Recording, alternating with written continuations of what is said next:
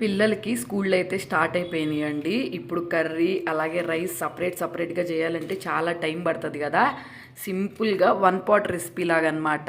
Easy recipe అయితే చూపిస్తున్నాను. అది కూడా పాలకూరతో.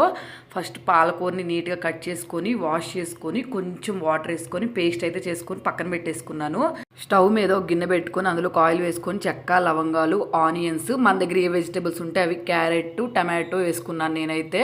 నెక్స్ట్ కొంచెం పచ్చిమిర్చి అలాగే కరివేపాకు, 2 టేబుల్ స్పూన్ అల్లం వెల్లుల్లి పేస్ట్ వేసుకొని బాగా ఫ్రై అవనివ్వాలి.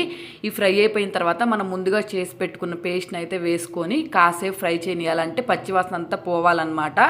పచ్చివాసన పోయిన తర్వాత కొంచెం salt, 1 table spoon garam masala వేసుకొని ఇవి కూడా ఫ్రై అయిపోయిన తర్వాత మనం తీసుకున్న బియ్యానికి వాటర్ ఎంతైతే అవసరం అవుతాయో అంత వాటర్ వేసుకొని కొంచెం పుదీనాకు, కొత్తిమీర వేసుకొని ఇది కూడా కొంచెం మసాలా కాగిన తర్వాత మనం ముందుగా నానబెట్టుకొని ఉంచుకున్న బియ్యాన్ని అయితే వేసుకొని దీన్ని మనం రైస్ ఎలా కుక్ చేసుకుంటామో అలా కుక్ చేసుకోవచ్చు.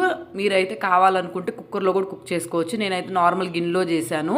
పాలకూర అంటే ఇష్టం ఉండని పిల్లలు కూడా అసలు పాలకూర అని కూడా తెలియకుండా వాళ్ళకి పెట్టేయచ్చు. రెసిపీ అయితే చాలా బాగా వచ్చింది. మీరు ట్రై చేయండి. నచ్చితే సబ్స్క్రైబ్ చేసుకోండి.